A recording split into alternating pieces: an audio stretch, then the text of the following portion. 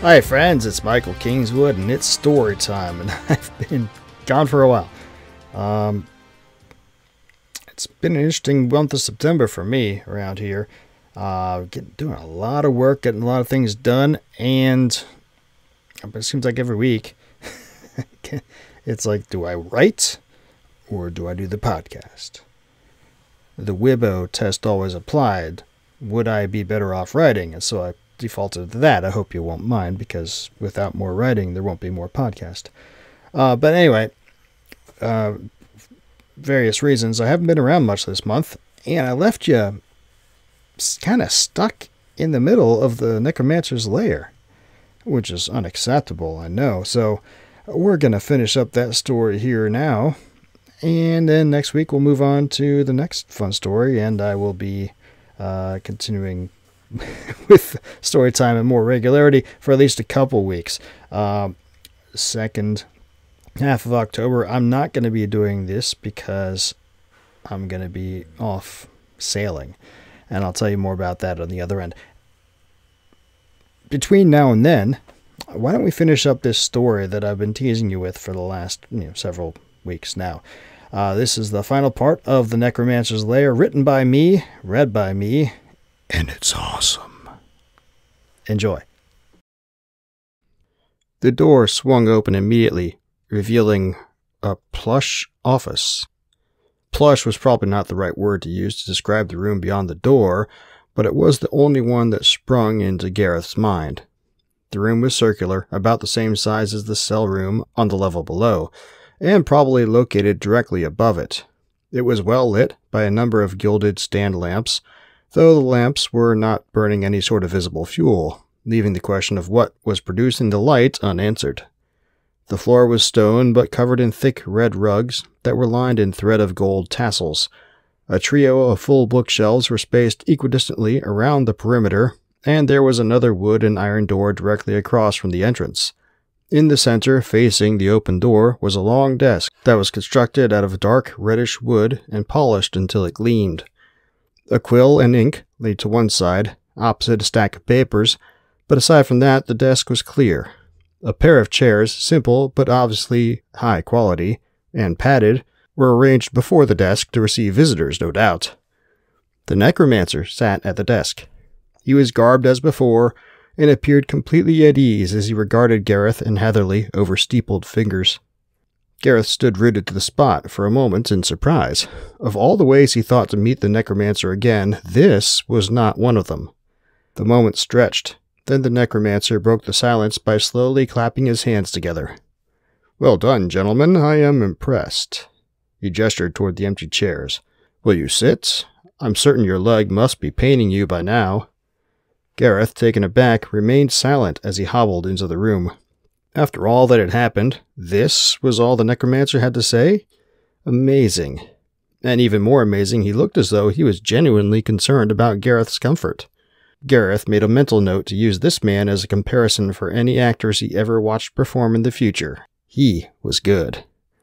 "I prefer to stand," he said in reply. The necromancer shrugged. "As you wish.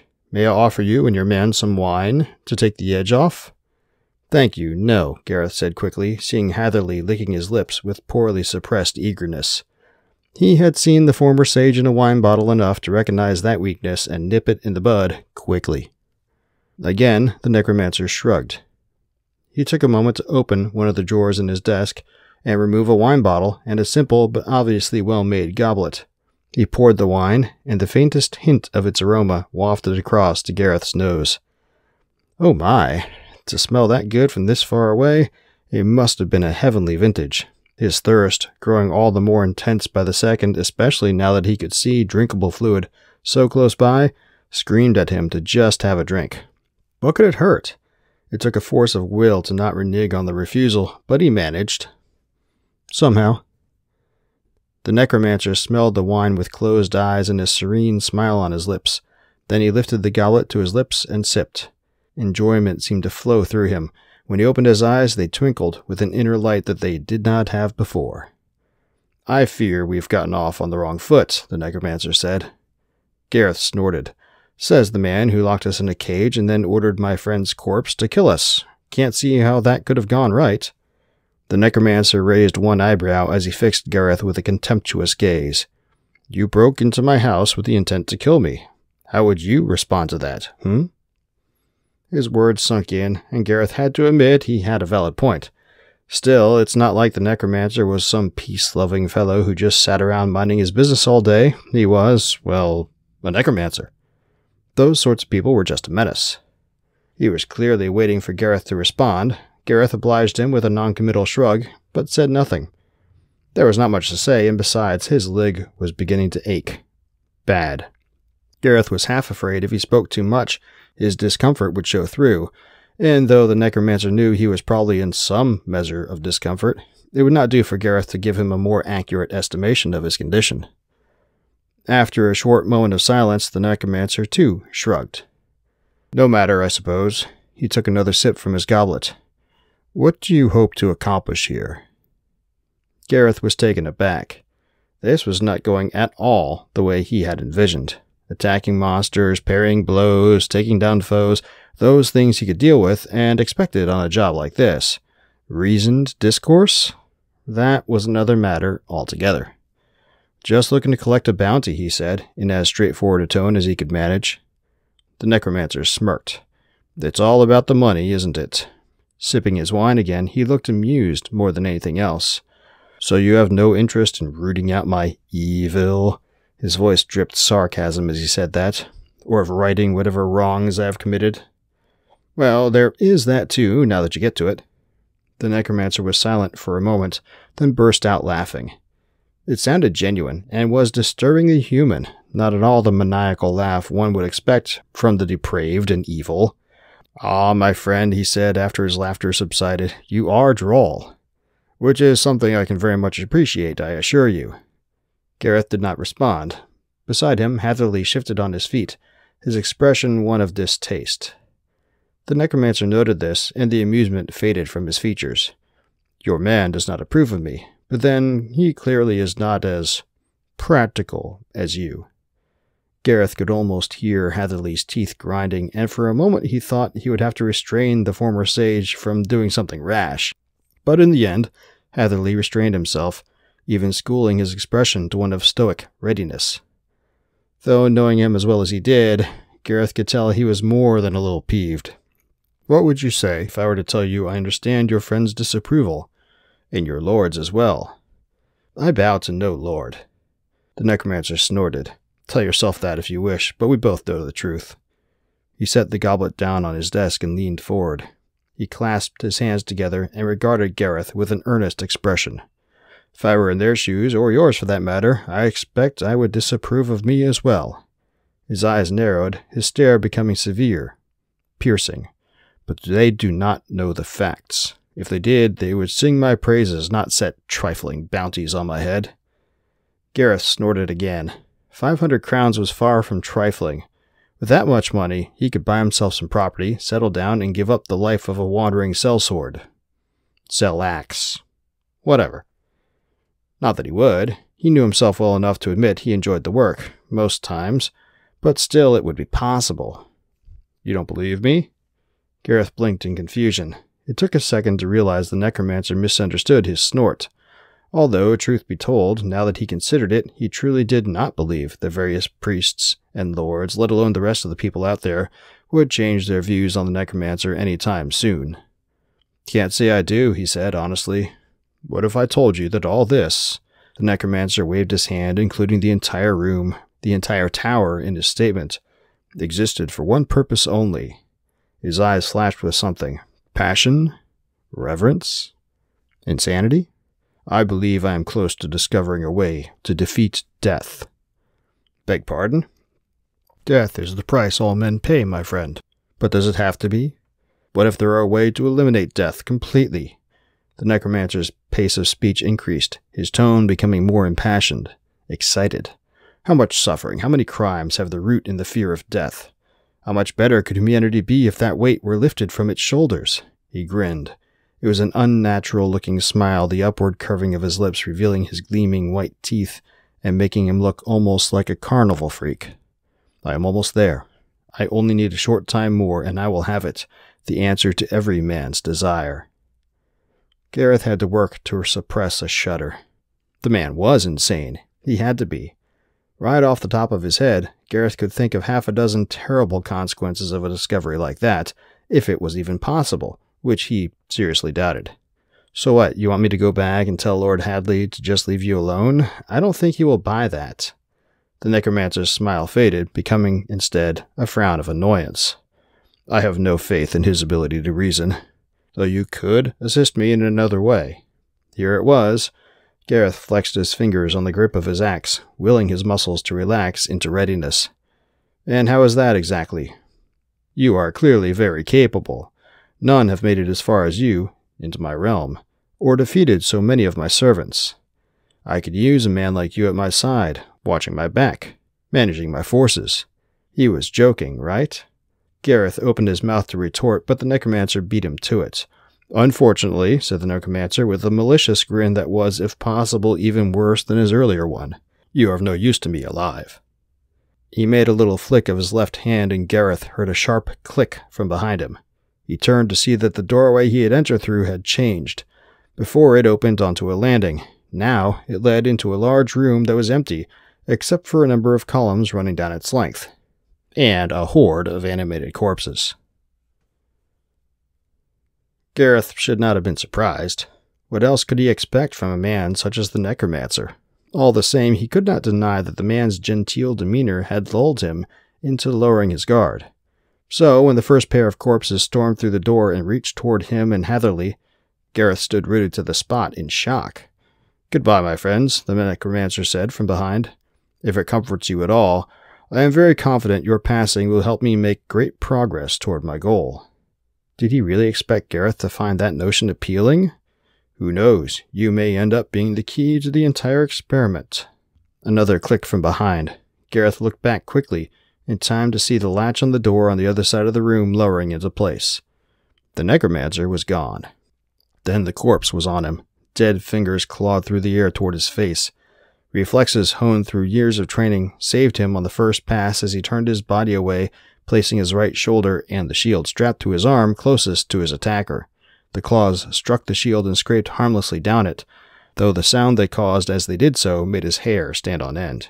There was no time for subtlety. He lunged forward, ignoring the screams of protest from his injured calf, and brought his axe down straight atop the corpse's head.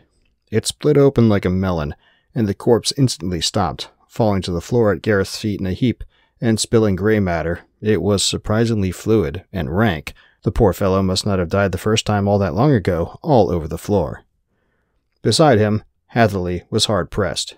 His wounds were not as bad as Gareth's had been, but he did not have the advantage of Gareth's years of training. What he knew of the sword and combat was what Gareth and his various acquaintances had taught him. The corpse was more nimble than the last couple Hatherley had faced, easily dodging a riposte from the slender man and responding with a bull rush attack that knocked him to the floor. Hatherley's expression when Gareth's axe took the corpse's head from its shoulders was a classic blend of relief and revulsion. And small wonder, Gareth would not have enjoyed being splattered with corpse fluids either. Gareth helped Hatherley to his feet as best he could, but was drawn up short by the renewed pain in his leg. He glanced down and saw that his pants bore fresh bloodstains. He could feel fluid seeping into his boot. One or more of the stitches must have pulled. Damn it. Thank you, my lord, Hatherley began, but then there was no more time for talk, as another pair of corpses entered the room. Those were more easily dispatched. The men were not surprised this time, and both corpses were older, more brittle, and less quick. Still, it was obvious from the multitude still approaching the door that they would be overwhelmed sooner or later. Another pair of corpses shouldered their way through the door, and Gareth lurched forward to intercept them. Hatherley, the door! Hatherley nodded and ducked to the side. The corpse nearest him turned to follow, but Gareth leapt to place himself ahead of the monster. Or rather, he tried to, his right leg, already pressed beyond what would have been prudent, picked at that moment to fail him completely. Gareth fell hard, taking a painful bump on his cheek as his face struck the floor. Above the pain, he felt a surge of despair. He missed his chance, and the animated corpse was going to get Hatherley before he could get the door shut. And then they were going to be overwhelmed and overrun. Then something struck him on the side, and an instant later he felt a weight land on his back. Whatever it was thrashed around, and it stank of decay. The corpse! It must have tripped over him and fallen. Hardly believing his luck, Gareth squirmed and pushed with all his might, trying to get out from beneath the undead thing before it realized what it had fallen upon and choked the life out of him. Fortunately, being reanimated did not seem to convey intellect very well, at least with this corpse. Gareth tried not to think about how quick Ranulf had seemed, and Gareth managed to get some distance from the thing with just a very little struggle. He pushed himself to his knees to find the corpse also rising. His axe ended that, severing the thing's desiccated left leg at the knee. It flopped onto the floor. Gareth would have sworn it was surprised by that turn of events, if he was not so sure it had no mind to be surprised with. Its surprise, if it existed, was momentary, though, before Gareth's axe split its head in two. Gareth was just beginning to feel good about himself and their chances when something grabbed him by the back of his breastplate, lifted him off his knees, and threw him into one of the bookshelves. The impact was incredible. He struck it with his already injured shoulder, sending a surge of pain through him that was so intense he could only see red for what felt like an eternity. He did not feel himself striking the floor, or anything at all for that matter, except for that pain. Somewhere in his mind a voice screamed at him to get up, to move, to do something, because if he did not he was dead. But that voice was faint, easily ignored beneath the screaming agony that washed over him. Had the end come right then, he would have welcomed it without hesitation. But somehow it did not. Sometime later, he had no idea how long, his vision cleared and the pain faded so that he could process other things. At first, all he could see was a blur, but after blinking a few times, he was able to make out a face staring down at him. Hatherley's face. The manservant looked like hell. He had a deep cut running across his forehead and down the right side of his face toward his ear. It had bled intensely, coating his face with a sheen of red that at first made Gareth think he was a devil of some sort. But devils never wear expressions of concern that melt away into joyous smiles when the object of their attention woke. Or whatever the right term was for what Gareth did when he came back to his senses. "Are you well, my lord?" Gareth barked out a bitter laugh. Or at least he hoped it was a laugh. It was hard to tell. "Do I look well?" Hatherley shook his head and helped Gareth to his feet. As he stood up, he very nearly collapsed again when his wounded leg felt even a small amount of weight. He looked around. The door to the room full of animated corpses was shut, but it shuddered periodically as something, no, several somethings, pounded on it from the other side. The corpse Gareth had done for lay where he expected. The other, the one that had thrown him across the room, was slumped against the desk. The blade of Hatherley's sword was stuck into its eye and protruded from the back of its skull. Only the blade. Gareth blinked. Hatherley was not strong enough to make that strong a thrust. What happened? Hatherley shrugged. "I got the door shut as he nodded toward the impaled corpse, "threw you. I tried to distract it, but it was so strong." The slender man paused, swallowing. "It leapt on me and impaled itself onto my sword somehow, but it did not stop immediately. I tried to pull the sword out, but—" He gestured toward the ground near the desk, where the pommel of his sword lay. The blade was sheared off, near the crosspiece. Cold anger burned inside Gareth as he considered everything that had happened to them over the last few hours. Or was it days? "Let's go, Hatherley. I'm going to go kill that bastard." Hatherley nodded. "Let me check your leg first, my lord." Gareth hated to take the time, but the shuddering door seemed solid enough, at least for the moment, and Hatherley was right. He had burst at least one stitch, and he would not be able to fight well if he was losing blood. A few moments later, Gareth shouldered his way through the door the necromancer had disappeared through, ready to deal out some punishment. Gareth did not truly expect to find the necromancer on the other side of the door. More likely it would lead to another corridor with confusing twists and turns and more riddles to solve. Or even better, to some magical trap that would burn he and Hatherley alive while the necromancer watched and laughed. So when he forced his way through the portal and found himself in a well-appointed bedchamber, and the necromancer bent over a small chest of drawers next to the four-poster bed that dominated the room, he found himself stopping in complete surprise. Which meant he was at best half as surprised as the necromancer from the look on the skinny man's face. "What?" said the necromancer. "How?" His eyes flicked from Gareth to the door, to Hatherley, and back to the door. Were you expecting someone else? Asked Gareth as he stalked, limped really, and calling it limping was being charitable, toward him. He swung his axe slowly back and forth at his side, and he knew he had a murderous expression on his face. An expression he had practiced long and hard, one that had struck fear into strong men on many occasions before this. The necromancer was not a strong man, at least not physically. But, credit where credit's due, if he felt fear, he never let it surface. Actually, yes. Sorry to disappoint. Gareth reached the corner of the bed and rounded it, grabbing the corner post with his right hand to steady himself as he did so. The necromancer was almost within reach. Gareth should have known better. The necromancer smirked slightly, then inclined his head toward Gareth. I did not think you would be able to fight off my servants, given their numbers. Not in your condition. And they say wizards are smart. Gareth could not even try to keep the scorn, the derision from his tone. No point in showing respect to a man whose brains you were about to splatter all over his fine rug.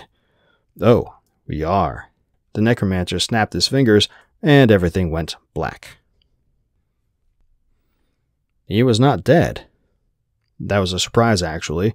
Gareth had heard wizards could kill easily with their magic. Presumably, necromancers, as attuned to death as they were, would be particularly adept at it. But when several seconds passed and he found he could hear his heart pounding in his ears, smell the faint odor of the freshly rekilled corpses in the adjoining room, feel the sweat beading on his brow, Gareth was certain that he still lived. But for how long? He realized he had dropped into a combat crouch, his reflexes responding to the changing condition even as his mind struggled to make sense of it. His injured leg screamed at him. The crouch was pulling on his stitches again. He could feel them about to give way, but he pushed away the impulse to straighten, instead forcing himself to move forward, toward where he last saw the necromancer. Something passed over his head, causing a slight breeze that ruffled his hair. Behind him, he heard a surprised-sounding grunt, then a long, slow sigh followed by a limp thump. That could only have been Hatherley hitting the floor. Gareth clenched his teeth in anger and turned toward the sound, raising his axe in preparation for a swing. He may not be able to see the necromancer, but he could damn well hear him. He was not going to get away without tasting the bite of Gareth's axe. Or at least that was the plan. Suddenly, something snatched the axe out of his hand. For a moment he was holding it in readiness, not in a death grip, but hardly loosely by any means. The next, the axe was gone, plucked from his hand before he could even think to resist, and with a strength that would have been irresistible regardless. Gareth had only a heartbeat to wonder what happened, before he felt a vice take hold of his throat and lift him off his feet. Shock, pain, and sudden loss of breath all worked in unison to confuse him. It took longer than it should have to realize that the vice was in fact a hand. Thin, skeletal fingers wrapping around his throat with a strength Gareth never imagined possible. Panicked horror surged through him. It was another of those walking corpses. Then a voice spoke in the darkness, its source mere inches in front of his face from the stirring of the air. "You fool," it said in a tone dripping contempt. "You actually thought you could defeat me?" A half-laugh, half-snort punctuated the words. "Now it is you who are defeated, and I gain a new pair of servants." The necromancer, it was the necromancer speaking, and who had hold of Gareth's throat. Why had it taken so long to recognize his voice? Gareth's heart pounded all the louder. He began seeing flashes of light in the darkness, and his lungs cried out as though ready to burst. He had to get out of the necromancer's grip, had to breathe. But flailing his hand was like beating on a tree trunk for all the result it did in getting the man to remove his hand from around Gareth's throat. Amazing that so scrawny a fellow could harbor such strength. The necromancer laughed again in amusement. Gareth imagined he could see, somewhere behind the flashes of light, the other man's lips turned upward in a mocking sneer. It was not an image he wanted as his last. He tried to struggle more to strike the necromancer with the edge of his shield, but his right arm would not move. It was too heavy. Hell, his free arm felt like it was made of lead. He could definitely see the necromancer now. Whatever he had done to get rid of the light had faded. Or then again, maybe not. The edges of Gareth's vision contained only darkness, which was slowly spreading toward the center. After a moment, he realized when the darkness spread fully, it would all be over, and he felt another surge of fear. Fear turned to terror when the thought passed ever so slowly through his head that it might not all be over then. Would he be aware of himself, of his status, once the necromancer turned him into one of his undead servants? He had to escape. He raised his arm, leaden as it was, to punch the necromancer in the face. But the blow fell well short of its mark, and his hand dropped limply down until his hand fell onto something on Gareth's belt. The necromancer's sneer grew more gleeful. "Soon, my friend," he said in a tone that was nearly a purr. The growing darkness had eclipsed the room, its furniture, Hatherley lying face down on the floor, everything except for the necromancer's face. It could not end like this. Gareth tried to clench his fist for one last attack, but for some reason his fist would not close. Something prevented his fingers from reaching his palm. Something round, hard, something cold. The pommel of his dagger, where it was sheathed on his belt. Final desperation gave strength to his fingers as Gareth clutched at the dagger's grip and withdrew it from its sheath. The necromancer's eyes flicked downward as he noticed Gareth's movement. They went wide, the sneer leaving his face to be replaced by an expression of shocked disbelief as Gareth plunged the blade into his chest. He was definitely dead this time. He had to be. All he saw was darkness. All he felt was cold. But then, once again, the light slowly returned, revealing the bedchamber's ceiling. Gareth had to consider that maybe his assumption had been wrong at that point. He blinked, focusing in on a hand that was reaching down toward him, and then followed the hand up to its owner. Hatherley was crouched by his side. He still had that nasty gash across his forehead, but now the other half of his face was bruising up as well. Somehow the unbruised half of his face was ashen beneath all that blood, as though he was deathly afraid.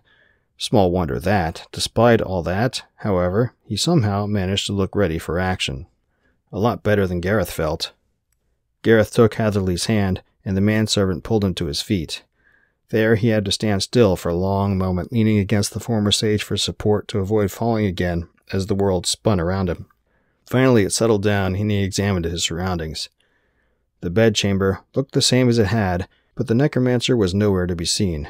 Blood stained the stone floor where he had been, or where Gareth thought he had been, but that was all. "What happened?" he asked. Hatherley shrugged. "When I came to, you were unconscious, my lord, and our foe had vanished." He held up his free hand, and was carrying Gareth's blood-stained dagger. This was lying on the floor. Gareth nodded and took the dagger back, cleaning it on his pants leg before resheathing it. "He hit you on the head." It was not a question, but Hatherley nodded anyway. "In the darkness, my lord. I heard him coming, but he was too fast, and—" He left off talking, sounding embarrassed. Gareth snorted. "He got the better of both of us, Hatherley. Don't beat yourself up." He took a hesitant step toward the pool of blood. When he did not immediately fall over, he took another, then crouched down next to it, ignoring the protest from his leg again. "I can't imagine he could not have killed us with magic. Why didn't he? Why fisticuffs?" he said aloud, glancing over his shoulder toward Hatherley. Hatherley shook his head. "I concur, my lord." He swallowed, hard. The color was slowly beginning to return to the unbruised portion of his face. Of course, killing magic takes some preparation. Likely he had not planned on using those sorts of spells when he set out his plan for the day, or he just figured his minions would do the job well enough. Or he really does like me. Hatherley looked at him askance. "I suppose that is possible." So where did he go? There was only one other exit besides the one leading to the office, an iron-reinforced door that swung open easily at Gareth's touch. Beyond the door were stairs leading straight downward until it reached a landing some 30 feet below. Unlike the previous corridors, however, this stairwell was illuminated by natural sunlight that streamed in through periodic windows on the left wall and through a stained glass design inlaid above the door on the landing. That can't be the exit, can it? It was too easy. Hatherley made no reply, but the hopeful expression on his face said it all. Gareth sighed. The necromancer was gone, and, frankly, Gareth had no desire to figure out where he had gone to. For whatever reason, it looked as though there would be no payoff on this one. Lord Hadley had been quite clear on that point. No body, no bounty. A great thump, much louder than any of the previous, reverberated into the bedchamber from the office. Hatherley looked back and blanched. "The door is almost off its hinges. I'm not sure what hit it, but—" he left the rest unsaid. "Let's get out of here." Gareth hated to leave with nothing to show for his expedition, but that was how it was. He turned back toward the stairway out, but stopped halfway there. Well, I'll be. Resting atop the chest of drawers that the necromancer had been rifling through was a good-sized strong box. Gareth stepped over to it and found himself grinning. Maybe his luck was about to change. He forced the lock and flung the box open, and his grin grew even wider. Gold always made him smile. "Grab that, will you, Heatherly?" He would not be able to carry it, wounded as he was, and besides, what was the point of having a manservant if not to have him lug things around? Heatherly sighed. As he picked up the strong box, he spoke in a tone of resignation, with perhaps a bit of irritation beneath. "I am sworn to carry your burdens," he said. Gareth shook his head in amusement.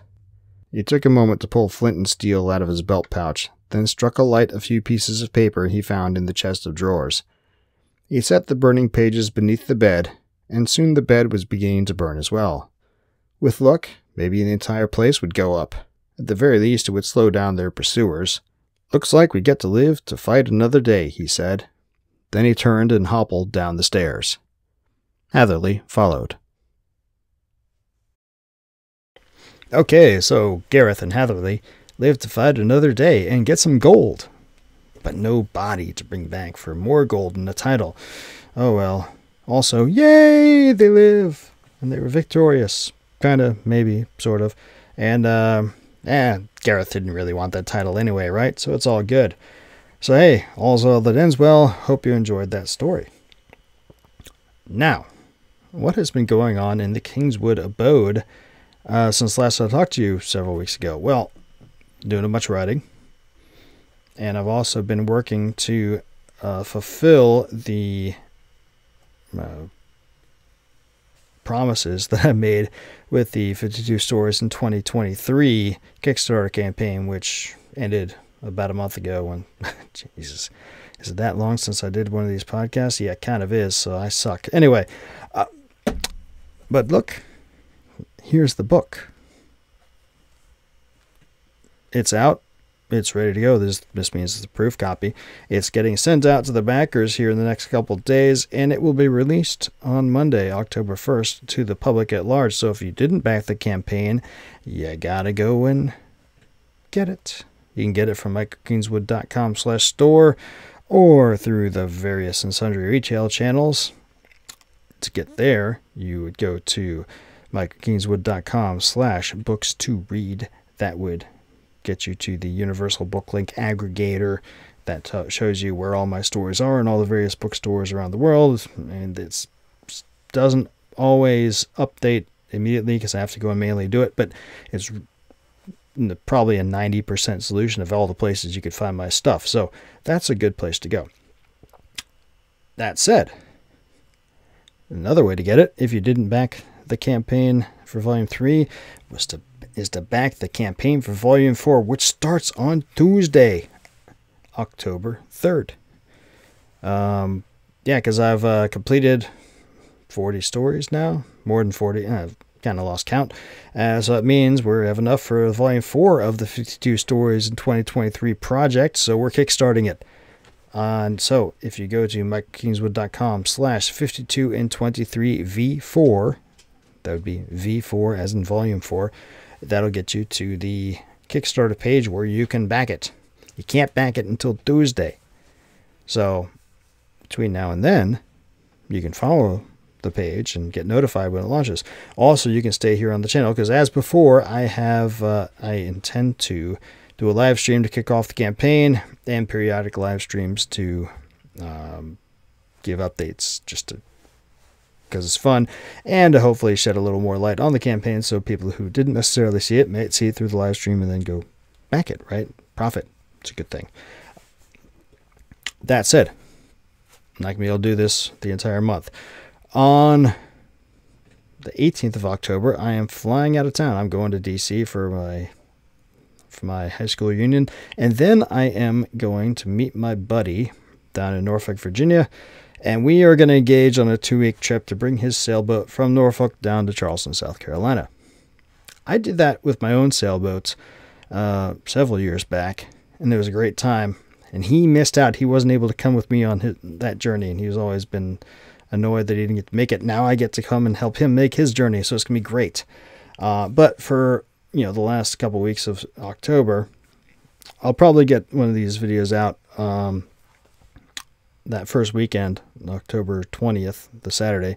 But after that, for the next 2 weeks after that, I'm going to be on a sailboat doing stuff. I will still be writing, but videoing, I don't know. I may do some streams from the boat if I can figure out how to do streaming from my phone. Maybe just upload some videos and stuff. But so be prepared. There won't be a bunch of stories for the second half of October, which means Kingswood, you're doing a new story next week. That's right, I am. So the one I'm going to pick is either going to be one that can be done in 2 weeks, or I will do 2 short stories that will be done 1 week each. Haven't decided yet, but we're going to do it. So that's what's going on. Apologize for not being up on the podcast thing the last few weeks. I don't have an excuse. I have a reason. It's just life, real life getting in the way, and just prioritization of what's most important. And for me in this writing thing, the writing is more important than the podcast, which I hope you can appreciate. If more people bought my books and more people shared that my books were out there and told their other friends to buy their books, and had more steady income from the books, I could have spend less time during the week doing other cash flow things and more time doing this, and then it would be easier to do everything writing related and podcast related on a regular basis. As it is, I do the best I can. I apologize. I'm going to continue to do the best I can, and hopefully you'll stick with me. So yeah, that's about it. Those of you who have been back in the campaign so far this year, thanks very much. I appreciate it, and I hope that you love the stories. Check it out. It's getting to be thick. It's going to end up being thicker than Stories from the Great Challenge because it's going to end up being 5 volumes with the front and back matter. And I think maybe I'll do a overall word count comparison between the two once it's all done for the year, maybe. But that might not be fair, and I'll tell you why at the end of the year. But anyway, I'm not sure I was going with that. Thanks for your support. Thanks for your patience on this podcast. Please go check out the new campaign. Back it. Tell your friends about it. Go buy my books. You know where to get them. I've told you before. Coming straight to my store at michaelkingswood.com/store gets better profit for me, but obviously I put everything out on every retailer because whatever's best for you. Because I love you. I want you to be happy. The way I make you happy is by writing cool stories and letting you buy them and send me money. It's funny how that works. Speaking of sending me money, I'm going to be starting a couple of different endeavors here to increase the grift, and I'll tell you about next week because I don't have them set up yet. But that's what it is. Anyway, I'm going to let you go. I hope you liked this story. If you did, make sure you like this channel. If you're watching the videos, subscribe if you haven't already. If you're listening to the podcast, if you haven't subscribed yet, subscribe. If you haven't left a review yet, leave a review saying how awesome the podcast is. The usual stuff. I will see you next week. Actually, I'll see you Tuesday for the Kickstarter campaign kickoff. Until then, don't do anything I wouldn't do.